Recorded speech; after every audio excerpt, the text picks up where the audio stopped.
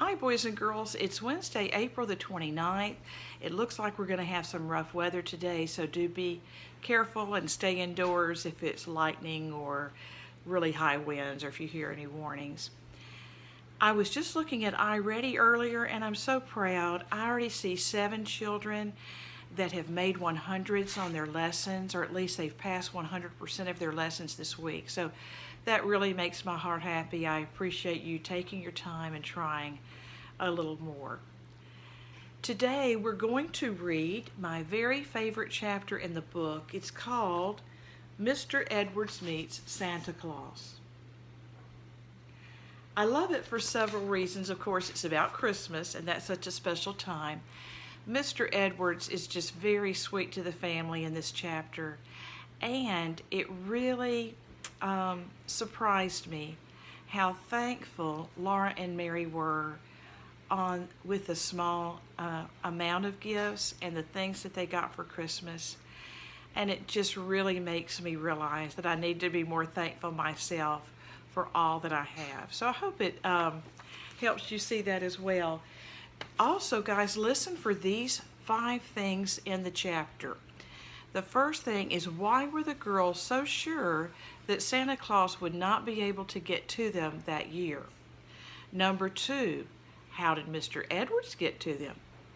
Number 3, what did Santa Claus ride when he was traveling in the Southwest? Number 4, name 1 or more things the girls got for Christmas that year.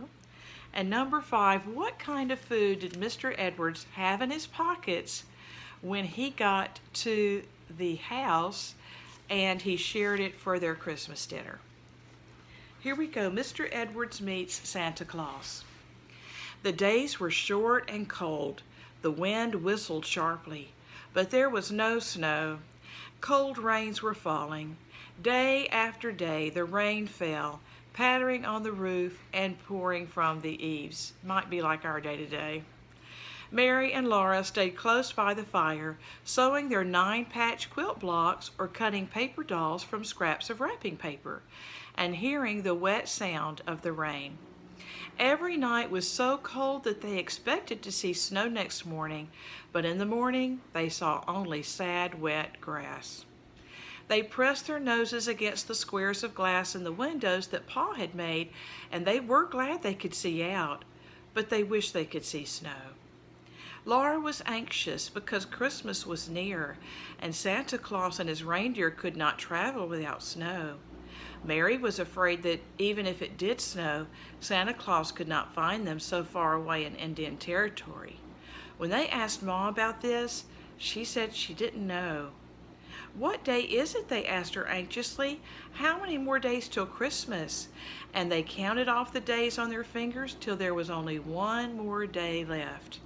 Rain was still falling that morning. There was not one crack in the gray sky. They felt almost sure there would be no Christmas. Still, they kept hoping. Just before noon, the light changed.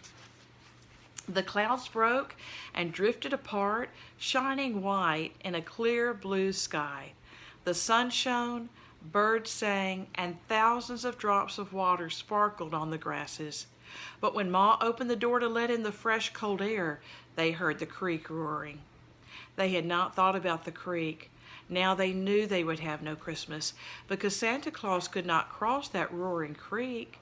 Pa came in bringing a big fat turkey. If it weighed less than 20 pounds, he said, he'd eat it, feathers and all. He asked Laura, "How's that for a Christmas dinner? Think you can manage one of those drumsticks?" She said yes, she could, but she was sober. Then Mary asked him if the creek was going down, and he said it was still rising. Ma said it was too bad. She hated to think of Mr. Edwards eating his bachelor cooking all alone on Christmas Day. Mr. Edwards had been asked to eat Christmas dinner with them, but Pa shook his head and said, "A man would risk his neck trying to cross that creek now." "No," he said, "that current's too strong. We'll just have to make up our minds that Edwards won't be here tomorrow." Of course, that meant that Santa Claus could not come either. Laura and Mary tried not to mind too much. They watched Ma dress the wild turkey, and it was a very fat turkey. They were lucky little girls to have a good house to live in and a warm fire to sit by and such a turkey for their Christmas dinner. Ma said so, and it was true. Ma said it was too bad that Santa Claus couldn't come this year, but they were such good girls that he hadn't forgotten them. He would surely come next year. Still, they were not happy. After supper that night, they washed their hands and faces, buttoned their red flannel nightgowns, tied their nightcap strings, and soberly said their prayers. They lay down in bed and pulled the covers up. It did not seem at all like Christmas time. Pa and Ma sat silent by the fire. After a while, Ma asked why Pa didn't play the fiddle, and he said, "I don't seem to have the heart to, Caroline." After a longer while, Ma suddenly stood up. "I'm going to hang up your stockings, girls," she said. "Maybe something will happen." Laura's heart jumped, but then she thought again of the creek, and she knew nothing could happen. Ma took one of Mary's clean stockings and one of Laura's, and she hung them from the mantel shelf on either side of the fireplace. Laura and Mary watched her over the edge of their bed covers. "Now go to sleep," Ma said, kissing them good night. "Morning will come quicker if you're asleep." She sat down again by the fire, and Laura almost went to sleep. She woke up a little when she heard Pa say, "You've only made it worse, Caroline." And she thought she heard Ma say, "No, Charles, there's the white sugar." But perhaps she was dreaming. Then she heard Jack growl savagely. The door latch rattled, and someone said, "Ingalls! Ingalls!" Pa was stirring up the fire, and when he opened the door, Laura saw that it was morning. The outdoors was gray. "Great fish hooks, Edwards! Come in, man! What's happened?" Pa exclaimed. Laura saw the stockings limply dangling, and she scrooged her shut eyes into the pillow. She heard Pa piling wood on the fire, and she heard Mr. Edwards say he had carried his clothes on his head when he swam the creek. His teeth rattled and his voice shivered. He would be all right, he said, as soon as he got warm. And here's a picture of Mr. Edwards crossing the creek, which must have been very, very cold in December. And he's got his clothes on his head so that at least when he gets out of the creek, his clothes will be dry. "It was too big a risk, Edwards," Pa said. "We're glad you're here, but that was too big a risk for a Christmas dinner." "Your little ones had to have a Christmas," Mr. Edwards replied. "No creek could stop me after I fetched them their gifts from Independence." Laura sat straight up in bed. "Did you see Santa Claus?" she shouted. "I sure did," Mr. Edwards said. "Where? When? What did he look like? What did he say? Did he really give you something for us?" Mary and Laura cried. Wait a minute," Mr. Edwards laughed, and Ma said she would put the presents in the stockings as Santa Claus intended. She said they mustn't look. Mr. Edwards came and sat on the floor by their bed, and he answered every question they asked him. They honestly tried not to look at Ma, and they didn't quite see what she was doing.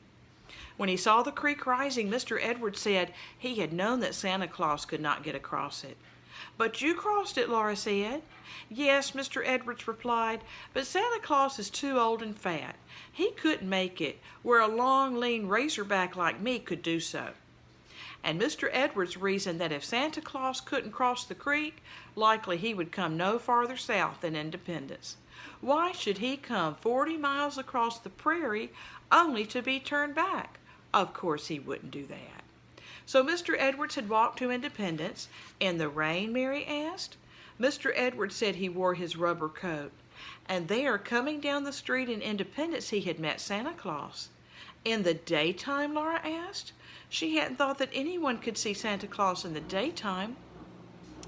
"No," Mr. Edwards said, "it was night, but lights shone out across the street from the saloons."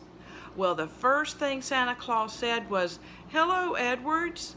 "Did he know you?" Mary asked. And Laura asked, "How did you know he was really Santa Claus?" Mr. Edwards said that Santa Claus knew everybody, and he had recognized Santa at once by his whiskers. Santa Claus had the longest, thickest, widest set of whiskers west of the Mississippi. So Santa Claus said, "Hello, Edwards. Last time I saw you, you were sleeping on a corn shuck bed in Tennessee." And Mr. Edwards well remembered the little pair of red yarn mittens that Santa Claus had left for him that time. Then Santa Claus said, "I understand you're living now down along the Verdigris River. Have you ever met up down yonder with two little young girls named Mary and Laura?" "I surely am acquainted with them," Mr. Edwards replied. "It rests heavy on my mind," said Santa Claus. "They are both of them sweet, pretty, good little young things, and I know they are expecting me. I surely do hate to disappoint two good little girls like them. Yet with the water up the way it is, I can't ever make it across that creek. I can figure no way whatsoever to get to their cabin this year." "Edward," Santa Claus said, "would you do me the favor to fetch them their gifts this one time?" "I'll do that, and with pleasure," Mr. Edwards told him. Then Santa Claus and Mr. Edwards stepped across the street to the hitching posts where the pack mule was tied. "Didn't he have his reindeer?" Laura asked. "You know he couldn't," Mary said. "There isn't any snow." "Exactly," said Mr. Edwards. "Santa Claus traveled with a pack mule in the Southwest." And here is a picture of Santa Claus on his pack mule. And he's got, looks like he's riding a horse with a pack mule carrying the gifts. But anyway, there he is. And Santa Claus uncinched the pack and looked through it, and he took out the presents for Mary and Laura. "Oh, what are they?" Laura cried.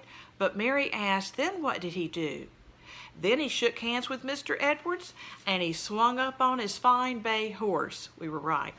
Santa Claus rode well for a man of his weight and build, and he tucked his long white whiskers under his bandana. "So long, Edwards," he said, and he rode away on the Fort Dodge Trail, leading his pack mule and whistling. Laura and Mary were silent an instant, thinking of that. Then Ma said, "You may look now, girls." Something was shining bright in the top of Laura's stocking. She squealed and jumped out of bed. So did Mary, but Laura beat her to the fireplace. And the shining thing was a glittering new tin cup. Mary had one exactly like it. These new tin cups were their very own. Now they each had a cup to drink out of. Laura jumped up and down and shouted and laughed. But Mary stood still and looked with shining eyes at her own tin cup. Then they plunged their hands into the stockings again, and they pulled out two long sticks of candy. It was peppermint candy, striped red and white. They looked and looked at that beautiful candy, and Laura licked her stick, just one lick. But Mary was not so greedy. She didn't even take one lick of her stick. Those stockings weren't empty yet. Mary and Laura pulled out two small packages. They unwrapped them, and each found a little heart-shaped cake. Over their delicate brown tops was sprinkled white sugar. The sparkling grains lay like tiny drifts of snow. The cakes were too pretty to eat. Mary and Laura just looked at them. But at last Laura turned hers over, and she nibbled a tiny nibble from underneath where it wouldn't show, and the inside of the little cake was white. It had been made of pure white flour and sweetened with white sugar. And here is a picture of one of the tin cups, the two candy canes, the two little heart-shaped cakes. Laura and Mary would never have looked in their stocking again. The cups and the cakes and the candy were almost too much. They were too happy to speak, but Ma asked if they were sure the stockings were empty. Then they put their hands down inside them to make sure, and in the very toe of each stocking was a shining bright new penny. They had never even thought of such a thing as having a penny. Think of having a whole penny for your very own. Think of having a cup and a cake and a stick of candy and a penny. There never had been such a Christmas. Now, of course, right away, Laura and Mary should have thanked Mr. Edwards for bringing those lovely presents all the way from Independence. But they had forgotten all about Mr. Edwards. They had even forgotten Santa Claus. In a minute they would have remembered, but before they did, Ma said gently, "Aren't you going to thank Mr. Edwards?" "Oh, thank you, Mr. Edwards, thank you," they said, and they meant it with all their hearts. Pa shook Mr. Edwards' hand too, and shook it again. Pa and Ma and Mr. Edwards acted as if they were almost crying. Laura didn't know why. So she gazed again at her beautiful presents. She looked up again when Ma gasped, and Mr. Edwards was taking sweet potatoes out of his pockets. He said they had helped him to balance the package on his head when he swam across the creek. He thought Pa and Ma might like them with the Christmas turkey. There were 9 sweet potatoes. Mr. Edwards had brought them all the way from town, too. It was just too much. Pa said so. "It's too much, Edwards," he said. They never could thank him enough. Mary and Laura were too excited to eat breakfast. They drank the milk from their shining new cups, but they could not swallow the rabbit stew and the cornmeal mush. "Don't make them, Charles," Ma said. "It will soon be dinner time." For Christmas dinner there was the tender, juicy roasted turkey. There were the sweet potatoes baked in the ashes and carefully wiped so that you could eat the good skins. There was a loaf of salt rising bread made from the last of the white flour. And after all that, there were stewed dried blackberries and little cakes. But these little cakes were made with brown sugar, and they did not have white sugar sprinkled over their tops.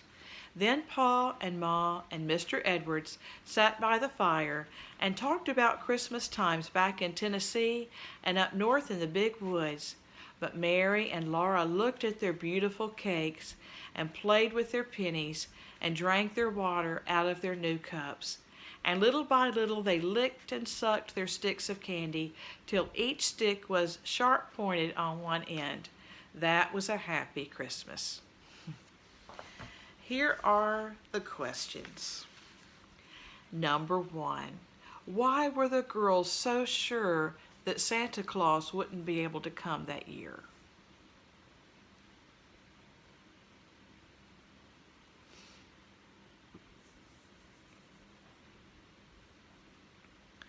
The answer is the creek. The creek was really, really high and the current was strong, so they thought Santa Claus wouldn't be able to come.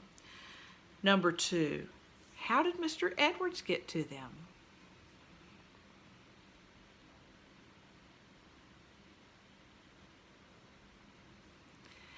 He came across the creek. Remember, he put his clothes in a bundle on top of his head and came across the creek. Number 3, what did Santa Claus ride in the Southwest? Remember, there was a picture.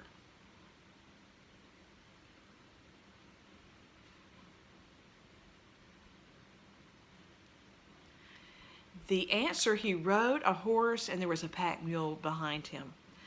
Number 4, name as many things as you can remember that the girls got for Christmas that year. I know there was a picture, and then we talked about one more thing they got.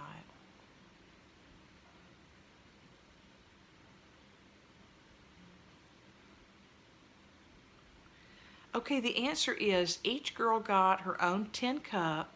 They got a candy cane. They got the heart-shaped cake, and then they got a penny. And they were so excited about that. The 5th one, what kind of food did Mr. Edwards carry in his pockets? The answer is sweet potatoes. Guys, have a great day, and I'll see you tomorrow.